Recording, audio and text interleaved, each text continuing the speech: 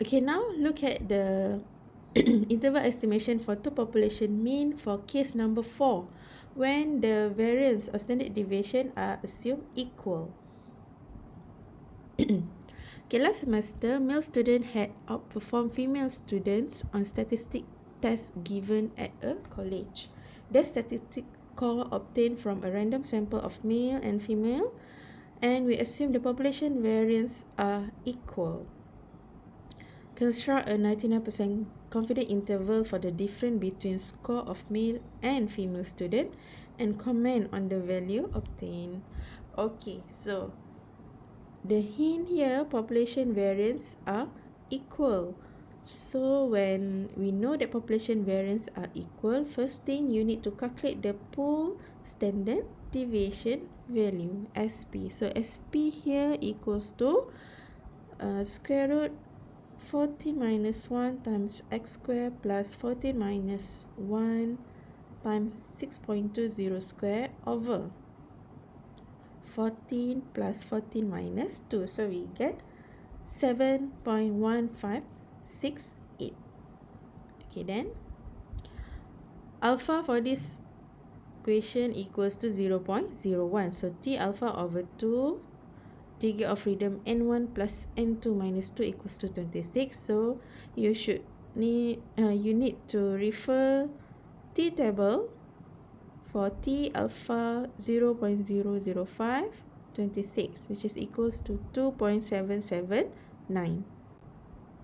And then the 99% confidence interval are equal, negative 7.0872 and 7.9472. Okay, so again, to interpret the interval,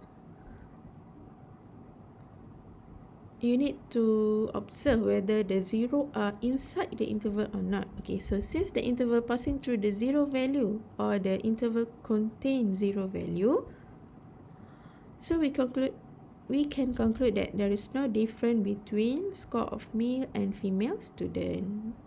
Means that score of male minus score of female are equal 0, or score of male equals score of.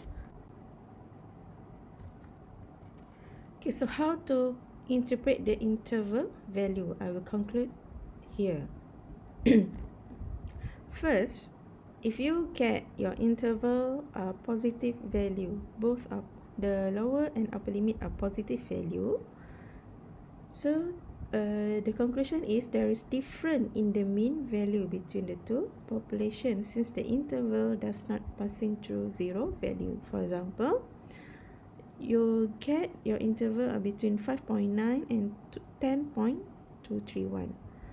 So this is mean when we subtract the mean of population A minus population B, we get the value are greater than zeros, or it's also equivalent to mean of population A greater than mean population B. Secondly, if you get your interval negative value, the lower limit are negative and the upper limit also negative. So the conclusion is there is difference in the mean value between two populations since the interval does not passing through zero value. For example, you get negative 10, between negative 10 and negative 5. So here means mean population A minus mean population B, we get less than 0. Or alternatively, mean population A less than mean population B.